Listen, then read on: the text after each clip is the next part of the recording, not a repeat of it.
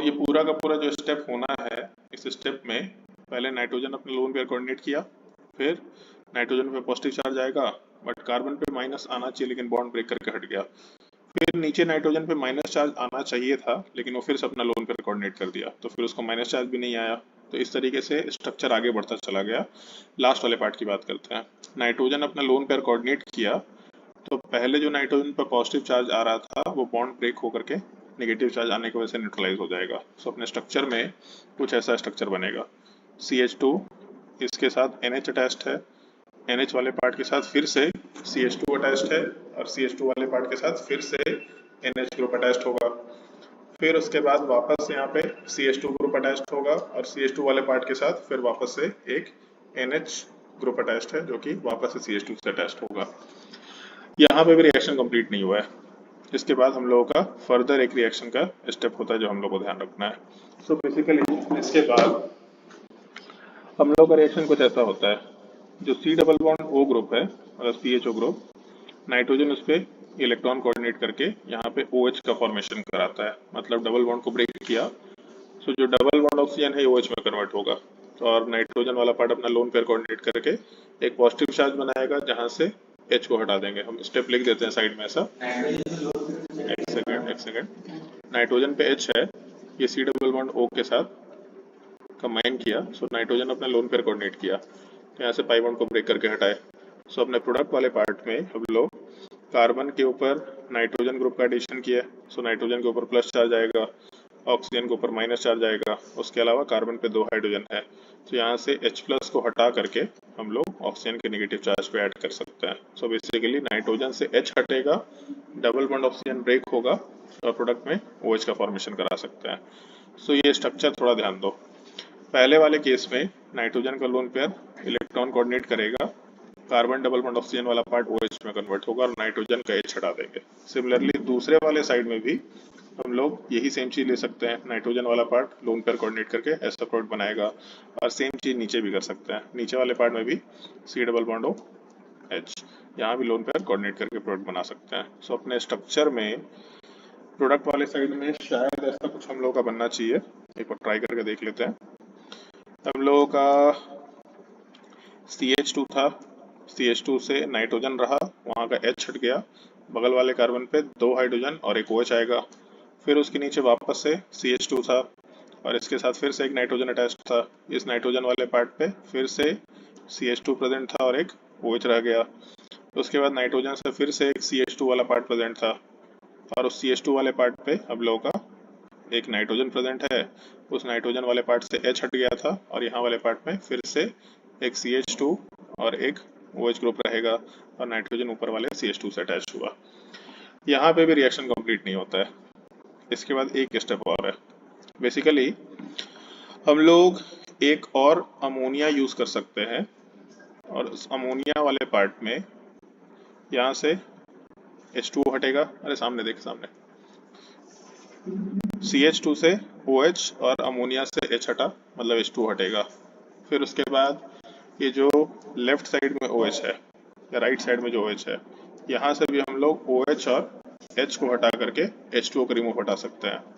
Similarly सबसे left में जो OH है और जो H है, इसको भी हटा करके हम लोग H2O को रिमूव करा सकते हैं। सो अपने प्रोडक्ट में ऐसा सोच के देखो कि ये जो नाइट्रोजन है, ये नाइट्रोजन इस कार्बन से भी अटैच्ड होगा, ये इस कार्बन से भी अटैच्ड होगा और ये इधर वाले कार्बन से भी अटैच्ड होगा। सो बेसिकली ऊपर वाले रिंग में नाइट्रोजन जिस कार्बन से अटैच्ड है रिंग के बाहर, वो सारे कार्बन्स एक कॉमन नाइट्रोजन से अटैच होगा। सो हम लोग का कुछ ऐसा स्ट्रक्चर का फॉर्मेशन होता है, CH2 N CH2 N, दूसरे वाले साइड में CH2 N, और सॉरी यहाँ पे गलती कर दी, यहाँ पे 10, यहाँ वाले पार्ट में CH2। फिर हम लोग बोले कि नाइट्रोजन से, ये तीनों नाइट्रोजन से एक कार्बन अटैच्ड है जो कि फिर खुद कॉमनली नाइट्रोजन से अटैच्ड है, तो ऐसा CH2, दूसरे वाले साइड से CH2, नीचे वाले साइड से भी CH2, बीच में एक नाइट्रोजन प्रेजेंट है जो कि सारे तरफ से अटैच्ड है। बीच वाले नाइट्रोजन का कलर चेंज कर लेते हैं। बेसिकली बीच में एक नाइट्रोजन प्रेजेंट है, ये सारे के सारे CH2 वाले ग्रुप से अटैच्ड होगा और ऐसा कुछ स्ट्रक्चर हम लोग सोच सकते हैं। इस चीज़ को हम लोग यूरोट्रोपिन बोला करते हैं। एक कॉमन कंपाउंड है, नाम ध्यान रखना, फॉर्मूला भी ध्यान रखना थोड़ा। फॉर्मूला क्या जाएगा, कितने कार्बन हो गए, कितने हाइड्रोजन हो गए,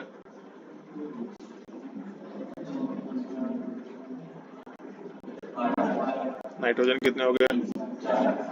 सो ये यूरोट्रोपिन का फॉर्मूला है। इसको रिप्रेजेंट करने का एक और तरीका है, चारों नाइट्रोजन को एक स्क्वायर के जैसा रिप्रेजेंट कर दो और हर एक को ऐड करते वक्त इस टाइप का स्ट्रक्चर सोच लो।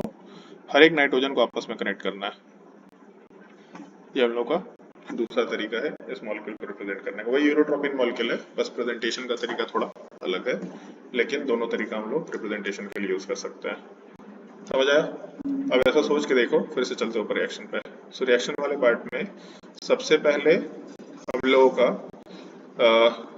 3 मॉलिक्यूल का फॉर्मेशन हुआ था। जैसे एल्डिहाइड वाला जो पार्ट था या फॉर्मल्डिहाइड जो था, और ये रिएक्शन याद रखना है, फॉर्मल्डिहाइड अमाइन के साथ रिएक्शन किया, अमोनिया के साथ रिएक्शन किया, तो हम लोग के प्रोडक्ट का फॉर्मेशन कराया। और इस तरह के 3 मॉलिक्यूल चाहिए। तो 3 फॉर्मल्डिहाइड होगा, 3 अमोनिया रिएक्शन करेगा और 3 मिलकर के फिर सबसे पहला रिंग का फॉर्मेशन कराएगा। पहले रिंग में फिर से 1 एल्डिहाइड, 2 एल्डिहाइड और 3 एल्डिहाइड का रिएक्शन हुआ। सो पहले 3 एल्डिहाइड 3 प्रोडक्ट का फॉर्मेशन करा रहा था, या फिर 3 एल्डिहाइड 3 अमोनिया के साथ मिलकर के कुछ प्रोडक्ट बनाया था जो पॉलीमराइज किया था थोड़ा। फिर उसमें फिर से 3 एल्डिहाइड का एडिशन हुआ। सो 3 एल्डिहाइड का मतलब टोटल 6 एल्डिहाइड हो गया। फिर उसके बाद जब आगे बढ़े तो जो प्रोडक्ट बना था वो हम लोग के 1 अमोनिया के साथ फर्दर रिएक्शन किया। तो पहले 3 अमोनिया था, 3 फॉर्मल्डिहाइड था, फिर 3 फॉर्मल्डिहाइड और ऐड हो गया, मतलब टोटल 6 फॉर्मल्डिहाइड हुआ था, बट 3 ही अमोनिया था, फिर एक और अमोनिया ऐड हो गया। सो अपने रिएक्शन वाले पार्ट में 6 फॉर्मल्डिहाइड का मॉलिक्यूल CH2O, इसका या फिर SCHO लिख लेते हैं, SCHO, ये कंपाउंड 4 मोल अमोनिया के साथ रिएक्शन करने पे, और हर जगह रिमूवल हो रहा है वाटर का, तो ये ध्यान रखना है। टोटल कितने कार्बन थे, 6, हाइड्रोजन कितना था, 12, और नाइट्रोजन कितना रह गया था, 4। ये हम लोग का एक छोटा सा फॉर्मूला है जो याद रखना है। एनसीईआरटी में फॉर्मूला मालूम रखने के लायक दे रखा, मैकेनिज्म नहीं दे रखा है, बट स्टिल पूछा जाता है व्हाट इज यूरोट्रोपिन। जैसे नीट की एग्जाम में तो सीधा पूछा जाता है व्हाट इज यूरोट्रोपिन। अब हो सकता है उसमें फॉर्मूला दे दे कि भाई फॉर्मूला बताओ, या हो सकता है कि हम लोगों के फॉर्मूला की जगह ये दे दे कि स्ट्रक्चर क्या है, मतलब which of the following molecule can be form जब हम लोग ये मॉलिक्यूल का रिएक्शन कराते हैं। सो पॉलीमराइजेशन होगा ही होगा, ये हम लोग को थोड़ा स्ट्रक्चर ध्यान रखते हुए काम करना है। ये हम लोग का अमोनिया डेरिवेटिव का पार्ट था जो एक बेसिक मालूम होना चाहिए। अब चलते हैं हम लोग डीकार्बोक्सिलेशन वाले पार्ट पे। तो डीकार्बोक्सिलेशन में जो हम लोग का मैकेनिज्म का पार्ट था, पहले उसका डिस्कशन कर लेते हैं। आगे बढ़े डीकार्बोक्सिलेशन। सो एक तो हम लोग का डिस्कशन हो रहा था डीकार्बोक्सिलेशन वाले पार्ट में, जहाँ पे हम लोग ये चीज बोले थे कि हम लोगों का सोडा लाइम वाला पार्ट दे रखा होगा, और सोडा लाइम वाले के पार्ट के साथ साथ हम लोग रिएक्शन करा के आराम से प्रोडक्ट बना सकते हैं। कहाँ गया डीकार्बोक्सिलेशन, हाँ ठीक है यहाँ पे। सो सोडा लाइम के साथ हम लोग जब कार्बोक्सिलिक एसिड का रिएक्शन कराएंगे तो डीकार्बोक्सिलेशन होगा ही होगा। तो बहुत बेसिक चीज है, मतलब लाइक उसमें तो कुछ दिमाग लगाना ही नहीं है, ये तो बहुत ही बेसिक है, आराम से हम लोग सोच सकते हैं। लेकिन मैकेनिज्म थोड़ा ध्यान रखना है, क्योंकि मैकेनिज्म ओरिएंटेड थोड़ा सा सवाल पूछा जाएगा जो हम लोग को मालूम होना चाहिए। 1 मिनट।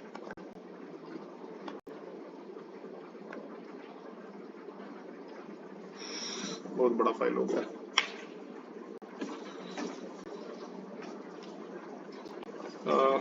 कौन सा पेज नंबर है भाई, थोड़ा एक बार बताओ। 69 से लेके पेज नंबर क्या है? नहीं तो अभी बहुत बेसिक है, इसके आगे भी चलेगा।